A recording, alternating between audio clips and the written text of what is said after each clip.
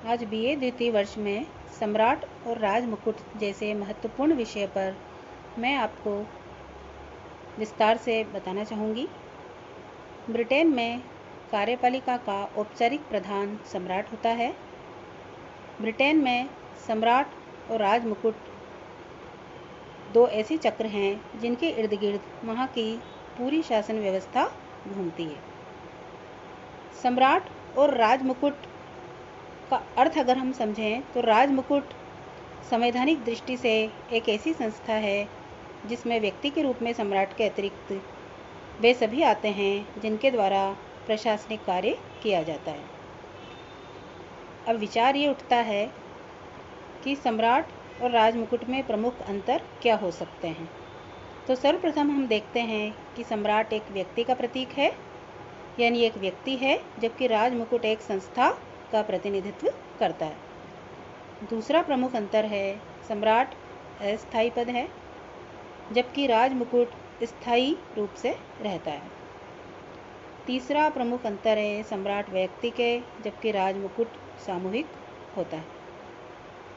चौथा प्रमुख अंतर है वास्तविक प्रशासन में सम्राट शक्तिहीन है, जबकि राजमुकुट सर्वशक्तिमान होता है। सम्राट के उत्तराधिकारी का जो नियम है 1702 के उत्तराधिकार नियम के द्वारा बनाया गया। राजमुकुट की और सम्राट की जो भेद की रेखा है, इसको देखने के पश्चात हम अब सम्राट की शक्तियों के प्रमुख स्रोत के रूप में इन बिंदुओं को रखना चाहेंगे, जिसमें सर्वप्रथम है राजकीय विशेषाधिकार, संसदीय अधिनियम। इन दो स्रोतों के इर्द गिर्द सम्राट की और राजमुकुट की शक्तियाँ घूमती हैं। अब प्रश्न ये उठता है कि राजमुकुट की शक्तियाँ क्या हैं। तो राजमुकुट की प्रमुख शक्तियाँ हैं कार्यपालिका शक्तियाँ, दूसरा व्यवस्थापन संबंधी शक्तियाँ, तीसरी न्याय संबंधी शक्तियाँ और चौथी धार्मिक रूप में शक्तियाँ।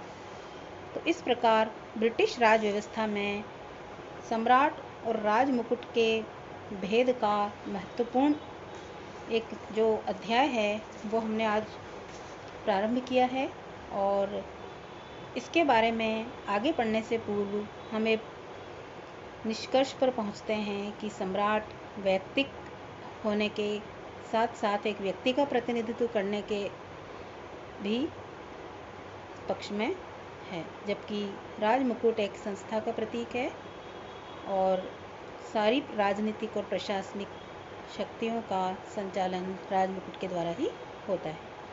अब प्रश्न उठता है कि सम्राट की वास्तविक स्थिति क्या है।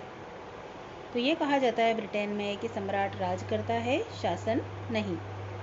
और एक चीज़ और प्रचलन में है ब्रिटेन में कि सम्राट कभी कोई गलती कर ही नहीं सकता, यानी सम्राट को सर्वशक्तिमान और सर्वसिद्ध माना गया है। इसके कई तर्क हम दे सकते हैं, जिसमें सर्वप्रथम है कि सम्राट कानून के ऊपर है। दूसरा, सम्राट स्वविवेक से नहीं वरन कैबिनेट के परामर्श से कार्य करता है, अतः उसके लिए कैबिनेट ही उत्तरदायी होती है। तीसरा, अवैधानिक कार्य के लिए किसी को सम्राट के नाम पर छूट नहीं मिल सकती है। तो इस प्रकार सम्राट की जो वास्तविक स्थिति है कि सम्राट राज्य करता है, शासन नहीं, यानी सम्राट के नाम पर यदि कोई गलती करता है, कोई त्रुटि करता है, तो वो सम्राट की नहीं होकर उसकी अपनी स्वयं की होती है। अगला बिंदु यदि हम लें कि प्रशासन में सम्राट की स्थिति और प्रभाव क्या है, तो ब्रिटिश शासन व्यवस्था में सम्राट या राजा के प्रभाव के कई आधार हैं, जिसमें सर्वप्रथम है उसका अपना प्रभावशाली व्यक्तित्व, दूसरा उसका अपना दीर्घकालिक अनुभव, तीसरा राजनीतिक निष्पक्षता, चौथा संसदीय शासन की कार्यपद्धति, पांचवा पद की महत्ता।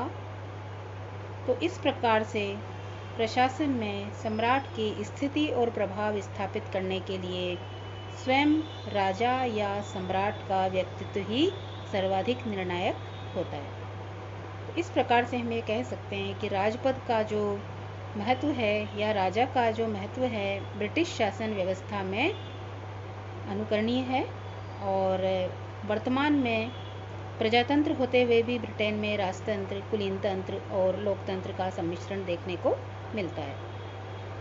अब अगला जो बिंदु हम अध्ययन करने जा रहे हैं कि राजपद का औचित्य या उपयोगिताएं क्या हो सकती हैं, यानी ब्रिटिश शासन व्यवस्था में राजपद का औचित्य किन बिंदुओं में हम समझ सकते हैं। सर्वप्रथम इसको ऐतिहासिक महत्व की संस्था माना गया है और यह वाकई ऐतिहासिक महत्व की संस्था भी सिद्ध हुई है। दूसरा, विक्टोरिया के समय से ही ब्रिटिश सम्राटों का जो प्रभावशाली व्यक्तित्व और गौरवशाली भूमिका रही है।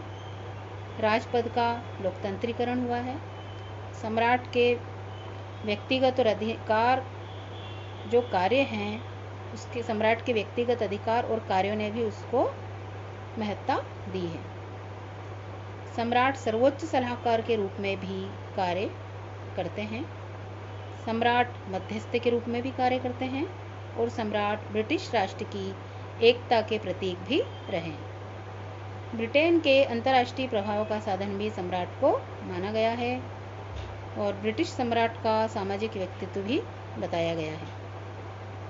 सम्राट पद का मनोवैज्ञानिक महत्व भी है और सम्राट निरंतरता और स्थायित्व का प्रतीक भी रहा है, और संसदीय प्रजातंत्र में राजपद की बहुत ही उपयोगी भूमिका रही है। अंत में सम्राट का आर्थिक औचित्य भी रहा है। ब्रिटिश अर्थव्यवस्था के सुदृढ़ होने में या ब्रिटिश अर्थव्यवस्था के प्रगति करने में सम्राट की भी एक महत्वपूर्ण भूमिका रही है। तो इस प्रकार से हम ये सिद्ध कर सकते हैं कि ब्रिटेन में सम्राट और राजमुकुट का जो अंतर है वो एक बहुत ही महत्वपूर्ण बिंदु है, और इसके साथ ही सम्राट का वास्तविक प्रभाव और उसका महत्व हम देख सकते हैं कि ब्रिटेन ही विश्व का एकमात्र ऐसा देश है जहाँ पर वर्तमान में राजतंत्र, कुलीन तंत्र और प्रजातंत्र तीनों का सम्मिश्रण देखने को मिलता है। तो इस प्रकार से सम्राट और राजमुकुट का जो भेद और आपसी संबंध है ब्रिटिश शासन व्यवस्था का एक महत्वपूर्ण बिंदु है। धन्यवाद।